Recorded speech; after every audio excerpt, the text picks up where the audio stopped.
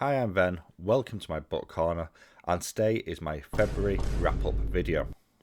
In this video, we're going to be looking at the books that I've read or listened to in February. We're also going to be taking a look at my Storygraph stats, as well, for the first time on the channel, at my channel stats compared to the previous year.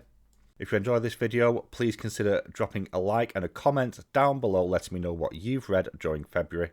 But with all that being said, let's just dive straight in to the reads. First up was very kindly gifted to me by the author, and that is Lonely Man's Grave by Sullivan Ledger. This follows the main character of Brutus in post-apocalyptic America following a war caused in part by a pandemic that wiped out a large proportion of the world's female population. Upon finding a young girl alone in the wilderness, Brutus takes them under their wing and under their protection to help keep them safe from the ravages of the war-torn world. Partially from their own guilt from their inability to protect their own sister when they were younger from abusive relationships. This is a dark and unpleasant world, as is befitting to the setting, with some major Mad Max-esque atmosphere to it. I do have a full review available on the channel. I will link that above for you to check out if you wish. Overall, this was pretty solid, but unfortunately, due to the way that the story is structured, due to a number of flashbacks that don't always follow in order, I found myself feeling quite disorientated reading this one. But if you are a fan of dystopias, you may well enjoy this. I gave this 3.25 stars out of 5. Not a bad book, certainly. It's just structurally it didn't work for me personally. Next up, we have something that was very kindly gifted to me by the amazing Book Hermit, linked to their channel down below as a birthday present. Thank you so much for this one. This is Eric by Terry Pratchett, the 9th Discworld book, and one of the few Discworld books that I haven't actually read. Now, it's worth noting here that this originally was a fully illustrated book. This was just the written version. And like all Pratchett books, it's pretty good. Following a budding demonologist who attempts to summon a demon in their mother's basement, but accidentally summons the failed wizard Rincewind. Chaos ensues as the two go across various continents of the Discworld whilst being pursued by the latest leader of the Hells, a leader who is determined to fetch order, structure, and bureaucracy to the underworld. Ridiculous as always, this is a solid Discworld story, although it is on the shorter side, coming in at 144 pages long. I would love to see the actual illustrated version of this. But this was exactly the sort of pick-me-up that I needed after Lonely Man's Grave. I gave this 3.75 stars out of 5. Up next is my first audiobook of the month. This is Nona the Ninth by Tamsin Muir, book 3 of the Locked Tomb series, narrated once again by the outstanding Moira Quirk. This follows Nona, a child who's woken up in an unfamiliar body 6 months previously, and is basically going around in a city under siege. Following on from books 1 and 2, this can at times once again be quite a confusing listen, but is amazingly sold again by Moira Quirk. You have a number of returning characters from the previous 2 books, which at times adds a little bit to the confusion, as, they were dead.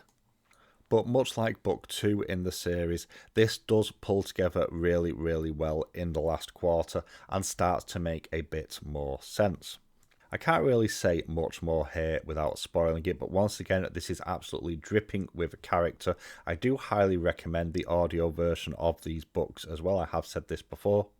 And I will definitely be picking up the next book in the series when it comes out later this year, which I believe is called Nona the Ninth. An ARC read was up next. This is The Diplomacy of the Knife by C.M. Kaplan, book 2 in the Four Mercies series, and this is my book of the month. It's not even close. This takes everything that I enjoyed in book 1, The Fall That Is All There Is, and dials it up to 11. With political intrigue, a vibrant and slightly disturbing at times world.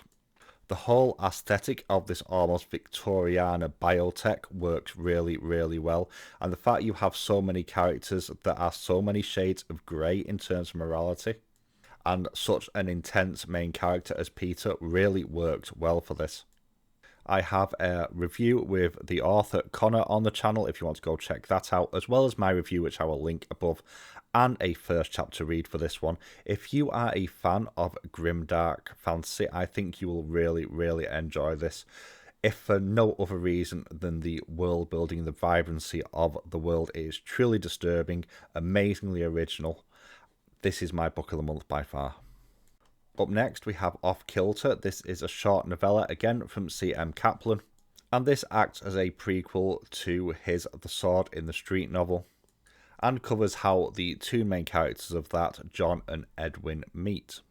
Bit hard to judge this one right now, as I have yet to get to The Sword in the Street, although I do have it on my list to read at some point. And again, a massive thank you to Connor for providing me a copy of this one. I don't really have much to say about this. This is a very run-of-the-mill, two characters meet off and have a little bit of romantic chemistry.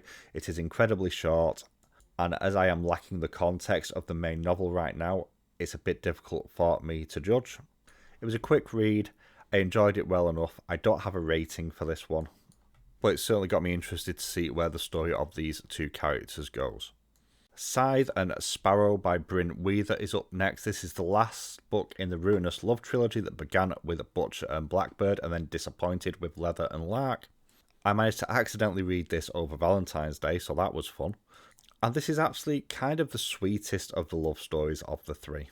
Following the youngest brother of Theon Kane, when he discovers circus performer Rose Evans self-administering medication in his surgery after she appears to have had an accident, a slow burn and quite sweet romantic relationship begins to develop during her recovery. This does, however, still have the murders and does have some spice, as well as desecration of a popular foodstuff, in this case candy floss, although not to the same level as the previous two books. Full reviews available on my channel. I think of the three books, this is probably, objectively speaking, the best. It's not as much fun as Butcher and Blackbird, but it feels like the most realistic in terms of relationship, and I really, really enjoyed this. I gave this 4.25 stars out of 5. Up next was an arc I got through Book Sirens, Reality Bites by Kerry Bright. This is a romantasy that does take a rather satirical look at a number of things in modern society. Most specifically, I want to highlight tick box culture and the modern drive to uniformity, especially within business, with this seemingly taking some pot shots at mega corporations. Amazon in particular comes to mind. Full reviews available on my Goodreads. However, I will say I enjoyed this quite a bit for the most part.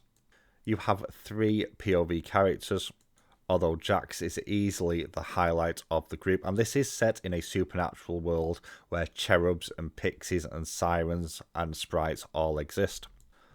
The spice in here was so-so, and I personally didn't actually buy the romance for this one. The main romance partner was a bit of an ass, if I'm completely honest, and I didn't buy that at all. Although they were one of the 3 POV characters, and when they were on page they were compelling enough. This does a surprisingly balanced job by the end of looking at the advantages of uniformity versus individuality, which I appreciated quite a bit, and there's a lot of good humour in here. This released on March 11th and came in at a surprisingly sturdy 454 pages as well, which is worth noting. I am fascinated to hopefully revisit this world in the future. I gave this 3.75 stars out of 5. Finally, we have the second of my audio listens of the month, The Ashes and the Star-Cursed King, Book 2 in the Crowns of Nyaxia series by Carissa Broadbent, and this was narrated by Amanda Lee Cobb and Aidan Snow. Continuing on from the fallout after the Kajari, where Araya's father is killed and her up to that point ally and potential lover Rain ascends to the throne, you have both political and personal machinations as Araya comes to terms with the change in position, as well as a number of revelations about their father that they didn't know, and some things that had actually been hidden from her, as well as now getting Rain's point of view far more, and his challenges as an usurper king, especially one that is seen in a non-favourable light by a number of his own clan.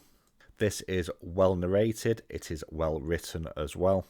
It does feel like it misses a little bit of a blockbuster factor, but this was still a very, very solid listen, with action scenes well done. The spice is really good as well, and a believable romance, which makes a pleasant change in romantasy as well. It's just missing a little bit of that sparkle somewhere. I'm not quite sure why. I gave this 4 stars out of 5. On to the reading stats then. 8 books in total completed with a total read of 1,757 pages and 37.22 hours listened to.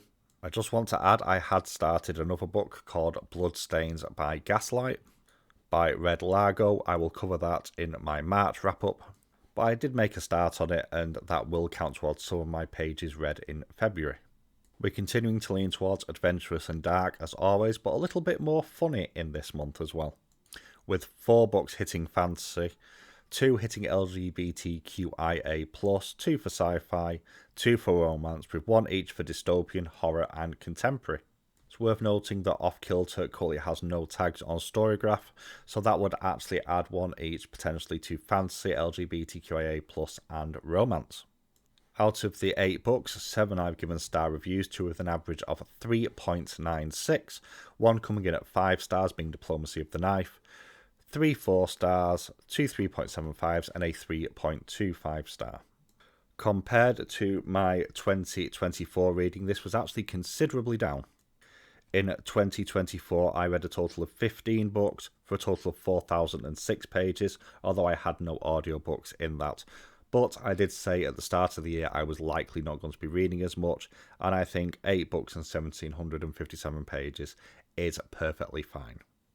I've decided to share channel stats because one of my targets for the year was specifically based around some of those.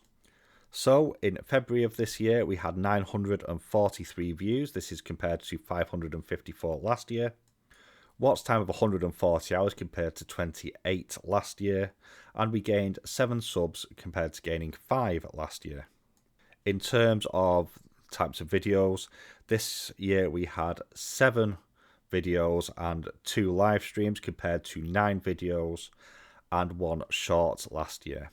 The live streams obviously have bumped the watch time as I would expect, so it's a little bit hard to judge that until I start hitting my live streams from last year.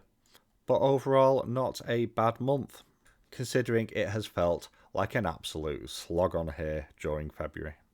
But anyway, that's it from me. Thank you so much for watching. I hope you've enjoyed this video, and I hope to catch you all very soon.